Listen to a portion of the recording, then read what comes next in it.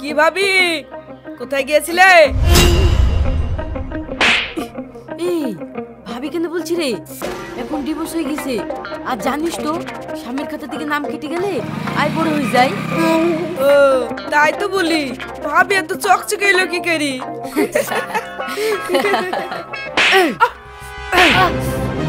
শালা, এই তুমি চুপ করো। চুপ করাতেই পারবি, শাসন করার তো ক্ষমতা নেই। বইয়ের গোলাম কোথাকার। হাসি, যত বড় মুখ নয় তত বড় কথা। ছোটন, এ বাড়িতে থাকতে হলে বসে বসে খাওয়া হবে না, কাজকর্ম করে খেতে হবে, বুঝেছেন? আরে নাকামো বাদ দি, যাও বাসনগুলো মাজো গা।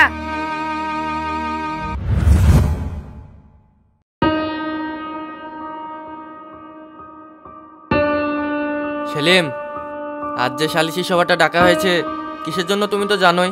হ্যাঁ মুরদ মশাই জানি। শুনলাম তুমি নাকি যৌতুকের জন্য হাসিকে নির্যাতন করো। যৌতুকের জন্য? হ্যাঁ, যৌতুকের জন্য।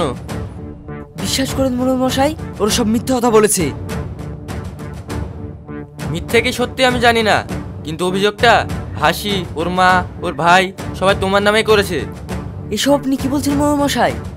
আজ আমাদের 3 বছর বিয়ে হয়ে গেল, শ্বশুরবাড়ি থেকে একটা জামা প্যান্ট পর্যন্ত চাইনি, আর টাকা তো দূরের কথা। হাসি, এটা কি সত্যি? না মরুন মশাই, ও মিথ্যে কথা বলছে। বৌমা, আমরা কেন মিথ্যে কথা বলবো? তো ফালতু ফালতু আমার ছেলের নামে দুর্নাম করছো। বেশি বাড়াবাড়ি করলে নারী নির্যাতনের কেস দি জেলের ভাত খাইয়ে দিব। থামুন থামুন, এখানে সমাধান করতে এসছেন নাকি জেল হাজত করতে এসছেন? মুরদ মশাই, এগুলো সব ওদের ষড়যন্ত্র। দেখুন, অত শুধু জানিনি, আমি ওর সঙ্গে সংসার করতে পারবো না, আমি ডিভোর্স চাই। ডিভোর্স মানে? আমরা 3 বছর ধরে সংসার করছি, কোনো সমস্যা নাই, আর হঠাৎ করে কি হলো তাই তুমি ডিভোর্স চাইছো? প্রত্যেক সংসারেই তো টুকটাক ঝামেলা হয়, তাই বলি ডিভোর্সের সিদ্ধান্ত নিতে হবে? এই শুনো, আমরা অত কিছু জানিনি। তোমার সাথে সংসার করতে আমার বোনের অসুবিধা হয়েছে, তাই ডিভোর্স দিতে হবে, আর ক্ষতিপূরণের জন্য 3 লাখ টাকা দিতে হবে। এই থামো, তোমরা ঝামেলা করো না। এই মেয়ে, তুমি আরেকবার ভেবে দেখো, ডিভোর্সের সিদ্ধান্ত মানুষের জীবনে সব থেকে বড় সিদ্ধান্ত। আমার ভাবা হয়ে গেছে, আমি ওর সঙ্গে সংসার করতে পারবো না, আপনি যা করার করেন। সেলিম, তুমি তো সবই শুনলা, এবার তুমিই বলো কি বলছো। আমি আবার কি বলবো মুরদ মশাই, ও তো আমার সাথে সংসার করতে চাইছে না, ও যা চাই তাই হবে। শোনো হাসি, তুমি যে ষড়যন্ত্র করে আমার এত বড় ক্ষতি করলে, এর বিচার একদিন আল্লাহ ঠিকই করবে। ঠিক আছে, তুমি তাহলে 1 সপ্তাহের মধ্যে টাকাটা দিয়ে দিও, আর ডিভোর্স পেপারে সই করে দিও। ঠিক আছে মামা, চলো। মা চলো।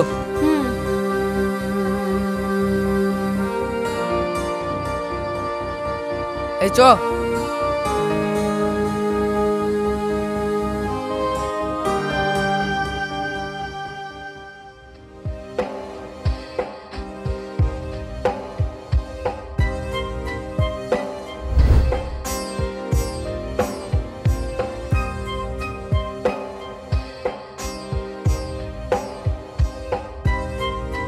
হাসি, কি ব্যাপার, এত বেলা হয়ে গেছে, তুমি এখনো বসে আছো যে? যাও বাসনগুলো মাজো গা। আমি বাসন মাজবো মানে? তুমি মাজবে না তো ভূতে মাজবে নাকি? এ কি বৌমা, এমনিতে মেয়েটার মন মেজাজ ভালো নাই, তার উপরে তুমি এই অবস্থায় কাজ করতে বলছো, তোমার কি একটু কাণ্ডব জ্ঞান নাই? তাহলে কি পায়ের উপর পা তুলে খাবে? বাড়ি কাজ করতে হবে না? বৌমা, মুখ সামলে কথা বলো। আমি মুখ সামলেই বলছি, আমি বাড়ি একা কাজ করতে পারবো না। মানে এই বাড়িতে থাকতে হলে বসে বসে খাওয়া হবে না, কাজকর্ম করে খেতে হবে, বুঝেছেন? আরে নাকামো বাদ দি, যাও বাসনগুলো মাজো গা।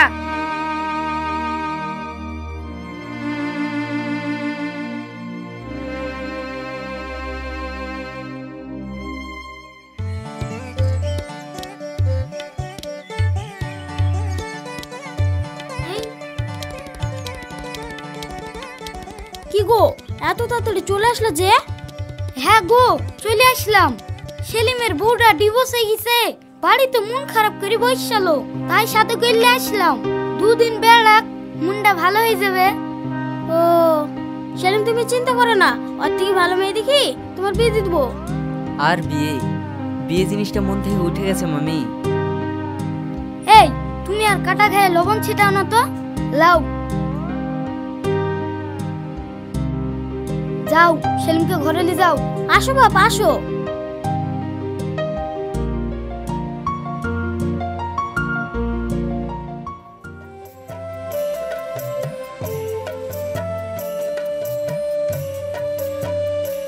হাসি,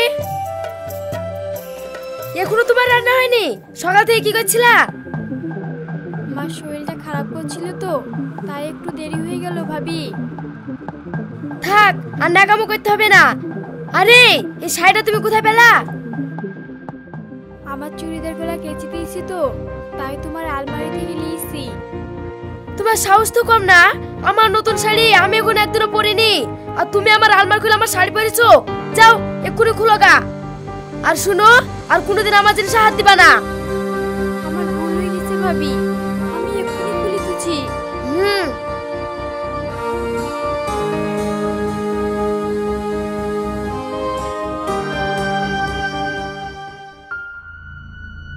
ভাই, ও ভাই,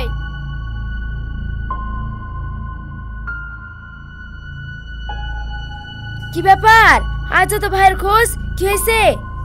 ভাইকে একটু দেখি দাও তো, ভাইয়ের সঙ্গে দরকার আছে। কি দরকার শুনি? যা বলার আমাকে বলো। আমার কিছু কেনার আছে, বাজারে যাব তো, তাই টাকার দরকার। কি টাকা নাকি? টাকা কি গাছে ধরে তাই যে ছিলবে দিয়ে দিবে? তোমার ভাই ঘরে নাই, যাও তো।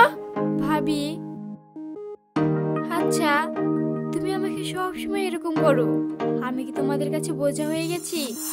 বুঝাই তো, স্বামীকে ডিভোর্স দে বাপের বাড়ি এসে পড়ে আছো। এখন যত জ্বালা সব আমাদের। হুম।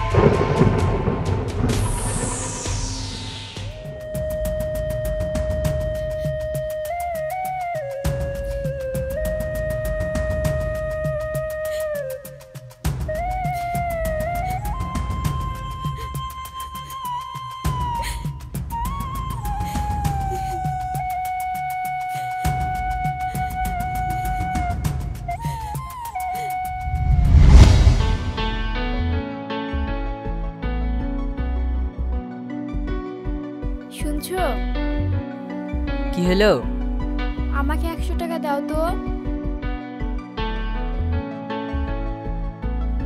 এলাও। আরে এত লাগবে না। আরে রাখো, এখন না লাগলে পরে তো লাগবে।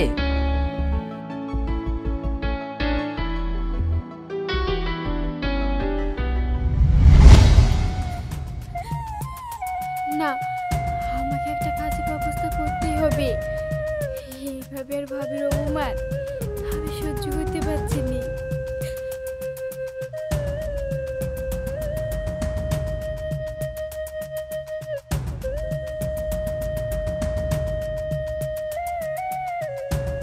কি রে মা, কোথায় যাচ্ছিস? একটা কাজের সন্ধানে বেরোচ্ছি মা। কাজ? কিসের কাজ? যে কোনো কাজ। এইভাবে আর কতদিন লোকের কাছে হাত পেতে অপমানিত হব? তার থেকে ভালো নিজে একটা কাজ করে নিজের খরচ নিজেই চালাই। তুই ঠিকই বলেছিস মা, আমারও খুব খারাপ লাগে। ঠিক আছে মা, তাহলে আমি আসি। হুম।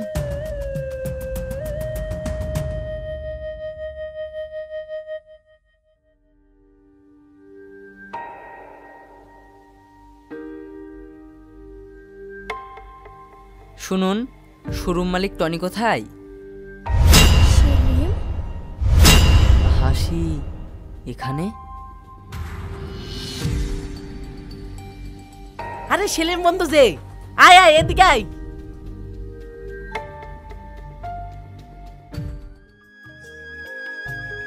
বল, কেমন আছিস? ভালো আছি, তুই কেমন আছিস? আছে একরকম। তুই তো 4 বছর বিদেশ কাটিয়ে নিজের শোরুম খুলে ফেললি, তোর লাইফ পুরো সেট।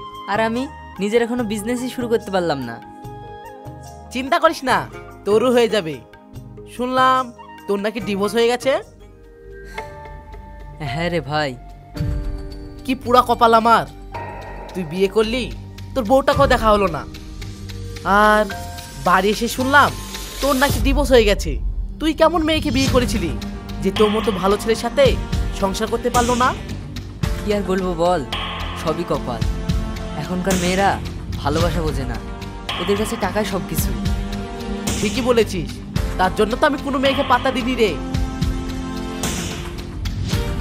বাদ দেওয়া সব কথা, দুষ্টু গরুর থেকে শূন্য বল অনেক ভালো। চা খাবি তো? দাঁড়া চা বলছি। সাদ্দাম, 2 কাপ চা দিও তো।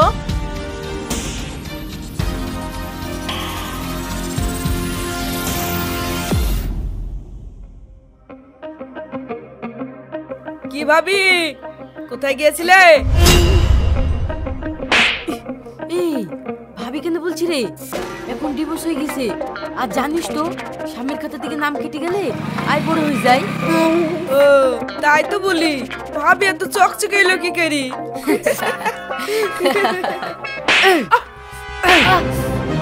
শালা, রাস্তায় মেয়ে দেখলে ডিস্টার্ব করতে ইচ্ছা করে না? তোরা জানিস এটাকে? আমার বোন। আর কোনোদিন যদি আমার বোনের পানে তাকিয়েছিস তাহলে তোদের কপালে দুঃখ আছে।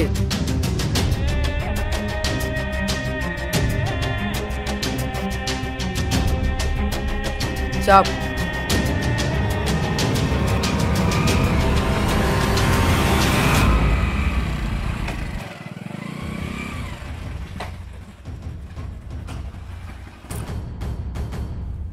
মা, মা,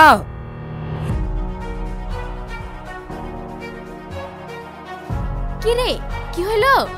হাসি শোরুমে কাজ করতে যাই। হ্যাঁ যাই তো, কি হয়েছে? কি হয়েছে মানে?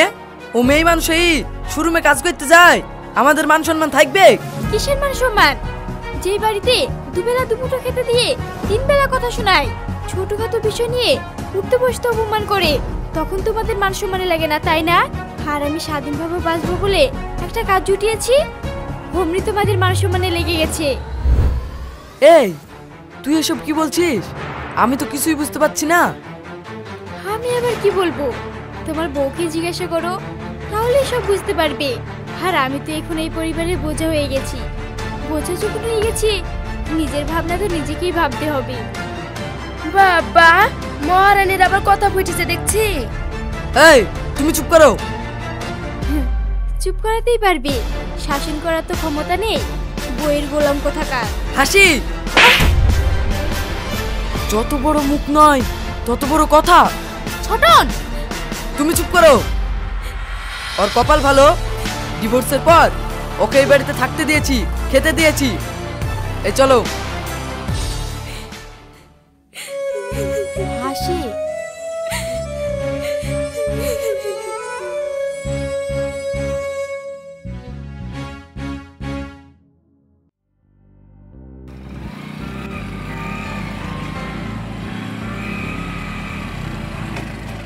এ কি তুমি? হ্যাঁ আমি। তুমি কেমন আছো? তা জেনে তোমার লাভ কি? তা তো ঠিকই, আমার জানার কোনো অধিকার নেই। বলো, তুমি কেমন আছো? ভালো আছো তো? আর ভালো, নিট ছাড়া পাখির মতো বাঁচতে হচ্ছে। দেখলে তো, পাপ কখনো বাপকেও ছাড়ে না। তুমি ঠিকই বলেছো। তোমাকে ঠকানোর পরিণাম আমি এখন বুঝতে পারছি। একটা কথা বলবো? হ্যাঁ বলো। আমাকে কি আর একটা সুযোগ দেওয়া যায় না? না, কখনো না। তুমি যে আগামীতেও একই কাজ করবে না তার কোনো নিশ্চয়তা নেই। তাছাড়া আমি একা আছি, অনেক ভালো আছি। কোনো বেঈমানকে সঙ্গে নিয়ে দ্বিতীয়বার বিপদে পড়তে চাই না। ভালো থেকো।